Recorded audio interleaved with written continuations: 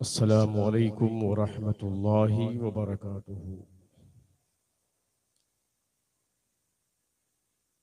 नहमदुहू व नुसल्ली व नुसल्लिमु अला रसूलिहिल करीम। अम्मा बाद फ़अऊज़ु बिल्लाहि मिनश शैतानिर रजीम। बिस्मिल्लाहिर रहमानिर रहीम। या अय्युहल्लज़ीना आमनू ला तरफ़ऊ अस्वातकुम फ़ौक़ सौतिन नबी वला तजहरू लहू बिलक़ौल। सदक़ल्लाहुल अलियुल अज़ीम व बल्लगना रसूलुहुन नबियुल अमीनुल करीम व नहनु अला ज़ालिका लमिनश शाहिदीन वश्शाकिरीन वल्हम्दुलिल्लाहि रब्बिल आलमीन। आइए इंतहाई मोहब्बत व अक़ीदत के साथ नबी और आले नबी की बारगाह में हदिये दुरूद पेश कीजिए। पढ़िए अल्लाहुम्मा सल्लि अला सय्यदिना मौलाना मुहम्मदिन मादनिल जूद वल करम। बारिक व सल्लिम सलातुम व सलामन अलैका या रसूल अल्लाह सल्लल्लाहु तआला अलैका वसल्लम।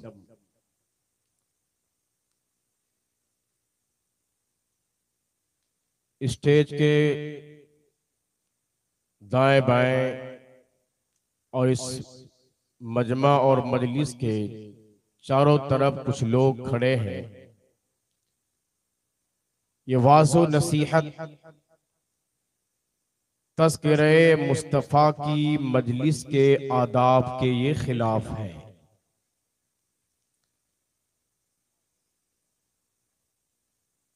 मजलिस के आदाब में से ये है कि आप मुअद्दब होकर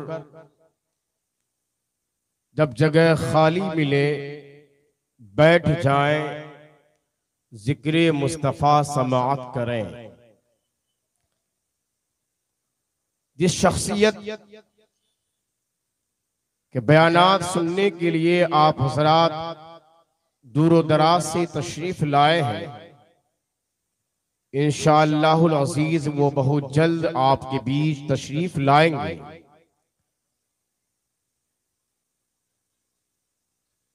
मगर उनकी आमद से पहले ये जरूरी है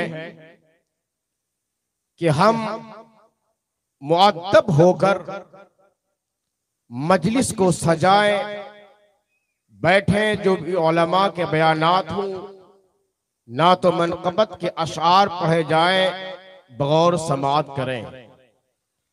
इसलिए मैं फिर एक मर्तबा मुअद्दबाना मुखलिसाना अपील व गुजारिश करता हूँ अपने उन दोस्त व अहबाब से जो यहाँ वहाँ घूम फिर रहे हैं। आप हज़रात बराए करम मजलिस में तशरीफ लाएं, आगे काफी जगह खाली है, आप हज़रात वहाँ तशरीफ रखें। चंद मिनट के लिए ये नाचीज आपके सामने हाजिर हुआ है। कुरान मुक़द्दस की जिस आयत करीमा की तिलावत करने का मैंने शरफ हासिल किया है, उस ताल्लुक से कुछ अर्ज़ मारूफ से पेशतर ये अर्ज कर देना मुनासिब समझता हूं कि आज की ये महफिल जो सजी है ईद मिलादुन नबी के मौके पर, इसके सजाने में जिनका अहम किरदार रहा है वह है दारुल अनवारे रजा के मैनेजर और सुलेमानी मस्जिद के खतीब व इमाम हजरत अल्लामा मौलाना अब्दुल कादिर साहब किबला, और उनके मातहत जो ताजुश शरिया एक कमेटी चल रही है, नौजवानों की टीम है जो ताजुश शरिया से अपनी निस्बत जोड़कर मुस्तफ़ा जाने रहमत सल्लल्लाहु अलैहि वसल्लम की गुलामी का सबूत फराहम करते हैं। उन हजरात ने बड़ा जज्बा दिखाया और हजरत अल्लामा अब्दुल कादिर साहब के सरपरस्ती में उनके मातहत ये अजीम ईद मिलादुन नबी का जलसा मुनअक्किद किया। और इस जमाने का एक मशहूर खतीब, मशहूर मुजाहिद इस्लाम हजरत अल्लामा मुफ्ती सलमान अजहरी साहब तिबला को दावत खिताब देकर उन हजरात ने नौसारी की सरजमीन पे बुलाया है। बहुत जल्द वो आपके सामने आएंगे, उनके कीमती खिताब आप समाअत करेंगे इंशाअल्लाहुल अज़ीज़। इसलिए हम सब मिलके दुआ करें, मौला करीम जिन हजरात ने ईद मिलादुन नबी के मौके पर इस महफिल को मुनअक्किद किया है, मौला उन हजरात के जायज तमन्नाओं को शर्मिंदा ताबीर करे। इसी तरह नौजवानाने अहले सुन्नत को दीन की तबलीग व इशाअत मुस्तफा जाने रहमत सल्लल्लाहु अलैहि वसल्लम की मोहब्बत में महफिल दीनिया मुनअक्किद करने और उस वए हसना पर हम सबको अमल करने की तौफीक अता फरमाए। अल्लामा इकबाल इरशाद फरमाते हैं, दीन सरापा सोख्तन अंदर तलब, दीन सरापा सोख्तन अंदर तलब, इंतिहायश इश्क आगाज़श अदब। और एक शेर में कहते हैं, कुव्वते इश्क से हर पस्त को बाला कर दे, कुव्वते इश्क से हर पस्त को बाला कर दे, दहर में नाम मोहम्मद से उजाला कर दे, दहर में नाम मोहम्मद से उजाला कर दे। और इमाम इश्क मोहब्बत बरेली की सरजमीन से पुकारते हैं, जान है इश्क मुस्तफा रोज फजू करे खुदा, जिसको हो दर्द का मजा वो नाज़े दवा उठाए क्यों। ऐ इश्क तेरे सदके जलने से छूटे सस्ते, जो आग बुझा देगी वो आग लगाई है, जो आग बुझा देगी वो आग लगाई है। हज़रात,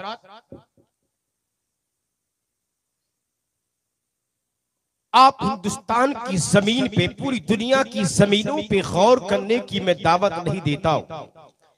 जिस मुल्क हिंदुस्तान में आप रहते हैं, उस मुल्क हिंदुस्तान की जमीन पे आप गौर करें। क्या मुल्क हिंदुस्तान के हर सूबे में, हर जिले में क्या हर किस्म की खेती होती है?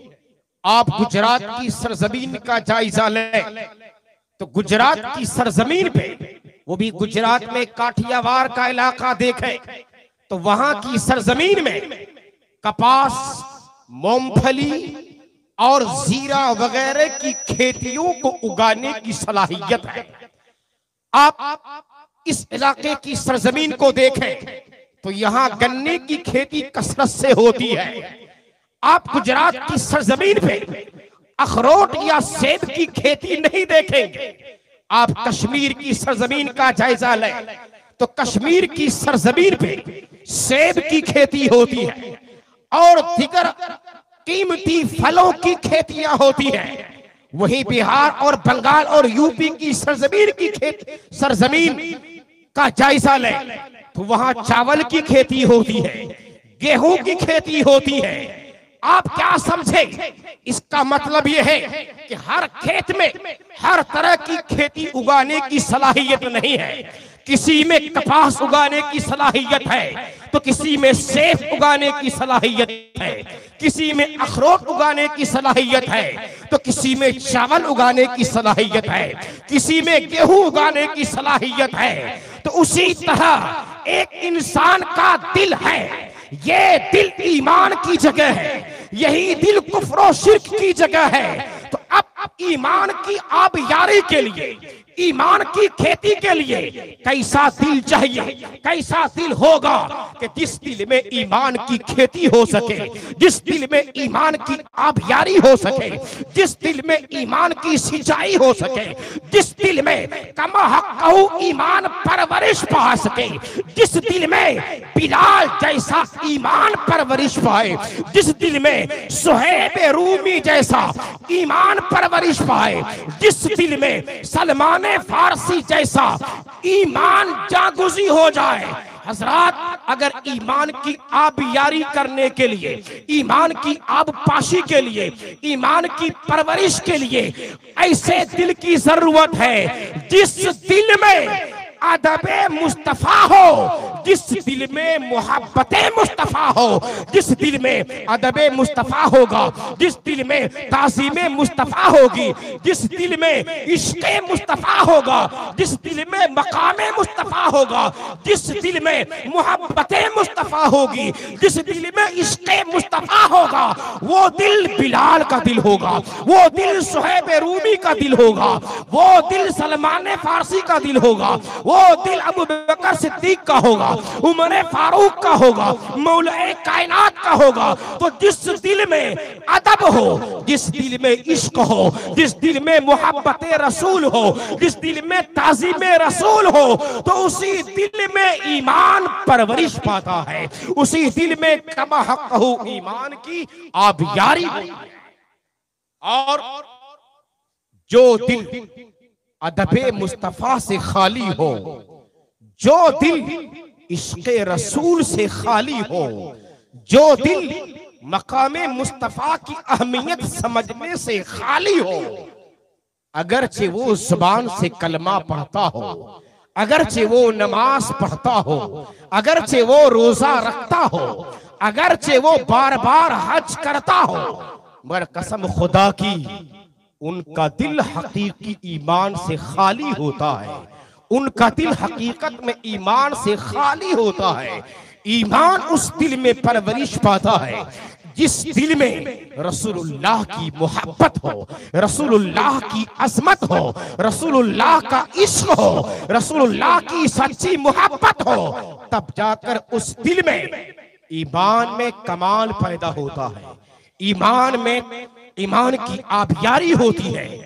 इसीलिए अल्लामा इकबाल ने कहा, लोगों अगर तुम्हें मालूम करना हो कि ईमान वाकई किसके अंदर है, ईमान के दावेदार बहुत हैं, इस्लाम के दावेदार बहुत हैं, तो वो कौन सा मेयार है, वो कौन सा तराजू है जिस मेयार के जरिए से ये जान सके कि इनका ईमान सही ईमान है, इनका ईमान परफेक्ट ईमान है, इनका ईमान सच्चा ईमान है, इनका वो ईमान है जो दुनिया में भी कामयाब करने वाला है, आखिरत में नजात देने वाला है।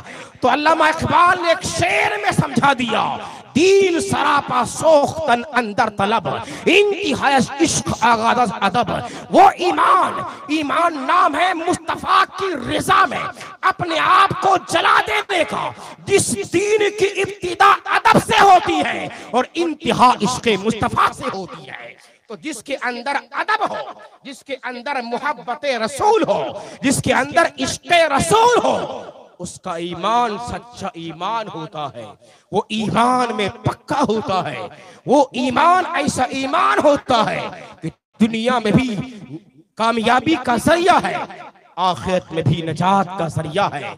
और इस ईमान में कमाल, इस ईमान में पुख्तगी अगर आती है तो अदबे मुस्तफ़ा से आती है, इश्क़े मुस्तफ़ा से आती है, मोहब्बते मुस्तफ़ा से आती है।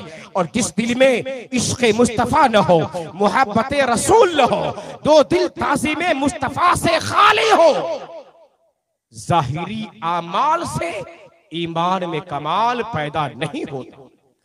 आइए देखते हैं सहाबाए किराम ने हुजूर अकरम सल्लल्लाहु तआला अलैहि वसल्लम का अदब किस तरह से किया, रसूलुल्लाह पर जानिसारी का इजहार किस तरह किया।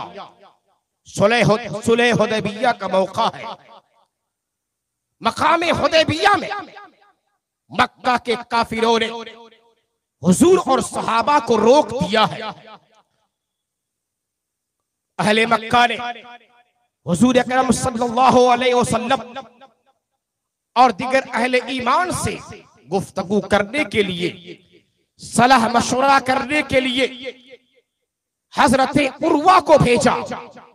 उस वक्त ईमान नहीं लाए थे, बाद में ईमान लाए, सहाबी रसूल बने। हजरत उर्वा आए मकामे हुदैबिया में बातचीत करने के लिए। हुजूर अकरम सल्लल्लाहु अलैहि वसल्लम है, सहाबाए किराम है। जब हुजूर अकरम सल्लल्लाहु अलैहि वसल्लम वुजू करते, जब आप थूकते, जब आप रीठ निकालते, तो सहाबाए किराम का रवैया हुजूर अकरम सल्लल्लाहु अलैहि वसल्लम के साथ किस तरह था, हजरत उर्वा की ज़बानी सुने। वो जब वापस मक्का गए, मक्का जाकर मक्का के काफिरों से कहा, ए अहले मक्का, तुम जिस मोहम्मद से मुकाबला के दर पे हो, सुन लो, कभी भी तुम उनका मुकाबला नहीं कर सकते। उनके साथ मुकाबला करके तुम कामयाब नहीं हो सकते। मैं कैसर के दरबार पे गया, किसरा के दरबार पे गया, ईरान और रूम के बादशाहों के दरबार पे गया, वहां के बादशाहों के वजीरों को देखा, उनके मुसाहिबों को देखा, उनके दरबारियों को देखा, लेकिन जो मंजर मैंने मोहम्मद के दरबार में देखा, उनके साथियों में देखा, उनके साथ जिंदगी गुजारने वालों के अंदर जो फिदाकारी का जज्बा देखा, जो जानिसारी का जज्बा देखा, जो अदब का जज्बा देखा, जो उनके नाम पर कुर्बान कर देने का जज्बा देखा, न मैंने वो रूम में देखा है, न मैंने वो ईरान में देखा है, न कैसरो किसरा के दरबार में देखा है, न उनके वजीरों में देखा है, न उनके मुसाहिबों में देखा है। मैंने मकामे हुदैबिया में देखा, जब मुस्तफा वजू करते तो सहाबा मुस्तफा के वजू के पानी को लेने के लिए अपनी जान को कुर्बान करते हुए नजर आते। जब मुस्तफा लुआब को फेंकते तो देखा उनके दरबारियों को कि हुजूर के लुआब को अपने हाथों पे लेकर मोहम्मद के सहाबा उनको अपने चेहरों पे मल लिया करते। हमने देखा जब वो रीठ फेंकते तो रीठ जमीन पे नहीं गिर पाती, उनके दरबारी मुस्तफा की रीठों को हाथ में लेकर तबर्रुक समझकर अपने चेहरों और सरों पे फेर लिया करते। तो अहले मक्का, जिसके दरबारी की जानिसारी का आलम ये हो, जिसके दरबारियों के अंदर ये जज्बा हो कि मोहम्मद के नाम पर इतनी फिदाकारी, इतनी जानिसारी हो, तो मोहम्मद को कभी कुर्बान न होने देगा, अपनी जान कुर्बान कर देगा मोहम्मद के नाम पे, मगर मोहम्मद को एक जर्रा भी कुछ खुरुज तक आने न देगा। इसलिए अहले मक्का, उनसे मुकाबला का इरादा छोड़ दो, उनसे मुकाबला का इरादा तर्क कर दो। मेरे अजीजों, ये कौन बोल रहा है? ये वो उर्वा बोल रहे हैं जो अभी हालत कुफ्र में थे, अभी ईमान नहीं ले आए थे। हालत कुफ्र में हक वो है जो सर चढ़ के बोलता है। तो मुस्तफा जाने रहमत सल्लल्लाहु अलैहि वसल्लम की बारगाह का अदब सहाबा ने किस तरह से किया। हुजूर ने ये नहीं कहा था कि जब मैं थूकूं तो मेरा लुआब लेकर चेहरे पे लगा लेना। मुस्तफा ने ये नहीं कहा था सहाबा से कि जब मैं रीठ फेंकूं तो रीठ को जमीन पे गिरने न देना, हाथ पे लेके चेहरों पे मल लेना। ये मुस्तफा जाने रहमत से मोहब्बत का एक जज्बा सहाबा ने पेश किया। यहीं से हमें अकीदा मिला कि मुस्तफा की मोहब्बत में ये जलसे करना, मुस्तफा की मोहब्बत में जुलूस निकालना, मुस्तफा की मिलाद के मौके पे अपने घरों को सजाना, झंडे लगाना, खुशियां मनाना, ये मुस्तफा जाने रहमत की पैदाइश की खुशी मनाना है, मुस्तफा से मोहब्बत का इजहार है और वालेहाना अकीदत के इजहार का एक जरिया। ये अदब हुजूर के सहाबा ने हुजूर के साथ किया। यही नहीं, एक मर्तबा हुजूर अकरम सल्लल्लाहु अलैहि वसल्लम ने पचना लगवाया। पचना लगाने से खून निकलता है। हजरत अब्दुल्ला इब्न जुबैर सहाबी रसूल है। हुजूर अकरम सल्लल्लाहु अलैहि वसल्लम ने हजरत अब्दुल्ला को खून की कटोरी दिया और फरमाया इसको कहीं रख आओ, ऐसी जगह रखो कि किसी की पहुंच न हो। हजरत अब्दुल्ला ने खून को लिया, हुजूर की मजलिस से बाहर गए। आप सोचते होंगे उन्होंने खून को क्या किया होगा, दिमाग में आ रहा होगा गड्ढा खोदे होंगे, जमीन में दफन कर दिया होगा। नहीं नहीं, हजरत अब्दुल्ला खून को लेकर बाहर गए और जाकर उन्होंने मुस्तफा के खून को पी लिया, मुस्तफा के खून को पी लिया। वापस हुजूर की बारगाह में आए, आके करीम ने इरशाद फरमाया अब्दुल्ला तुमने कहां रखा? हजरत अब्दुल्ला ने अर्ज किया आका मैंने खून को ऐसी जगह रख दिया है कि वहां कभी भी किसी की पहुंच नहीं हो सकती है। मेरे आका ने मुस्कुराया, फरमाया अब्दुल्ला ऐसा लगता है तुमने खून को पी लिया होगा। हजरत अब्दुल्ला कहते या रसूल अल्लाह फिदा का अभी उम्मी, मैंने आपके खून को पी लिया है। यहाँ मेरे आका ने ये नहीं कहा अब्दुल्ला ये खून तो नापाक है, तुमने क्यों पिया? हमारा बहता खून नापाक है, हमारा पेशाब नापाक है, हमारा पखाना नापाक है, मगर मुस्तफा का खून पाक है, मुस्तफा का पेशाब पाक है, मुस्तफा का फुजला पाक है, मुस्तफा का खून ऐसा पाक है। आका फरमाते अब्दुल्ला तुमने खून को पी लिया? आका मैंने खून को पी लिया। हुजूर फरमाते हैं अब्दुल्ला जा तुम पर जहन्नम हराम हो गया, तुम पे जहन्नम हराम हो गया। अब्दुल्ला ने मुस्तफा जाने रहमत को के खून को पी लिया, पचना लगाए हुए खून को पिया। उस खून ने अब्दुल्ला पर जहन्नम को हराम कर दिया। हजरात ये क्या है? ये हजरत अब्दुल्ला का मुस्तफा के साथ अदब है, ये मुस्तफा जाने रहमत सल्लल्लाहु अलैहि वसल्लम के खून का अदब है, उनकी तासीम है, उनकी अहमियत है। और आइए हजरत उम्मे ऐमन को एक मर्तबा आक़ा करीम सल्लल्लाहु अलैहि वसल्लम ने, आक़ा करीम बीमार थे, एक लकड़ी के बर्तन पे पेशाब फरमाया। उम्मे ऐमन से कहा उम्मे ऐमन ये पेशाब ले और बाहर कहीं रख आ। हजरत उम्मे ऐमन कहती है मैंने पेशाब को लिया, लेना था कि कस्तूरी की खुशबू आ रही थी। मैं बाहर गई और बाहर जाकर मैंने हुजूर के पेशाबे मुबारक को पी लिया। वापस हुजूर की बारगाह में आई, आक़ा करीम ने फरमाया उम्मे ऐमन रख आई।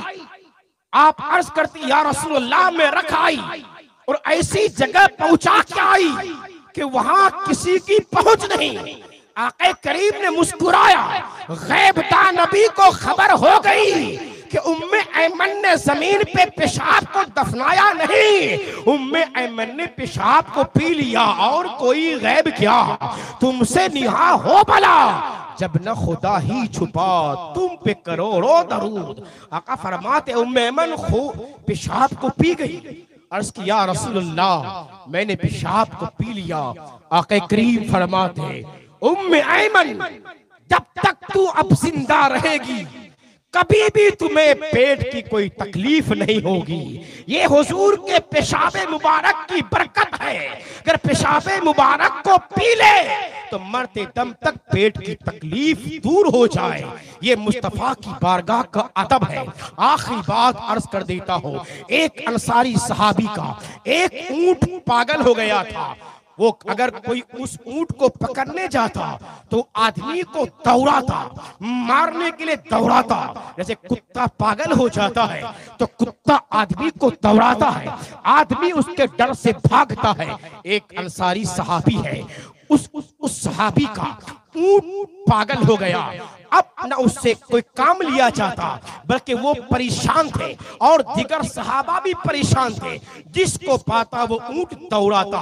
वो सहाबी हुजूर की बारगाह में गए, ऊंट पागल हो गया था, जाना चाहिए किसी डॉक्टर के पास, लेकिन सहाबी जानते थे कि रूहानी बीमारी का इलाज मुस्तफा के पास है, जिस्मानी बीमारी का इलाज मुस्तफा के पास है, इंसान के बीमारी का इलाज मुस्तफा के पास है, जानवरों की बीमारी का इलाज मुस्तफा के पास है।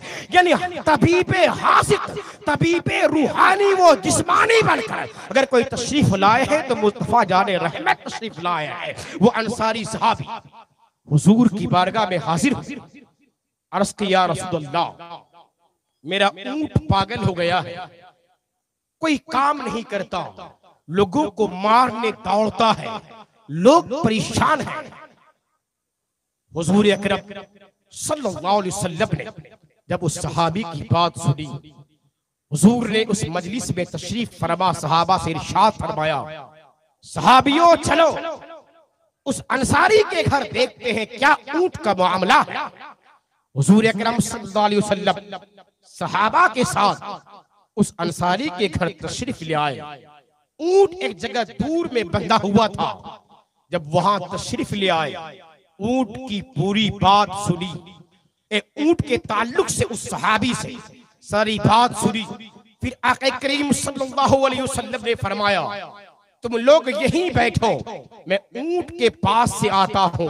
सहाबा ने अर्ज किया, या रसूलल्लाह, वो ऊंट पागल हो चुका है, जब वो कोई आदमी उससे करीब होता है तो वो मारने दौड़ाता है, वो बिटक जाता है, वो लोगों को दौड़ाता है। या हबीब अल्लाह, आप तशरीफ न ले जाएं, कहीं ऐसा न हो कि ऊंट आपको तकलीफ पहुंचा दे।